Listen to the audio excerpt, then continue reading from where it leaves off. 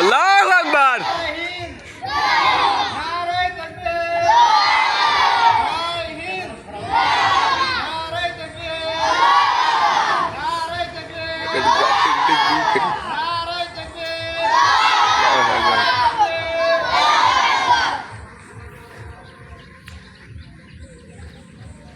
ঠিক আছে আর করতে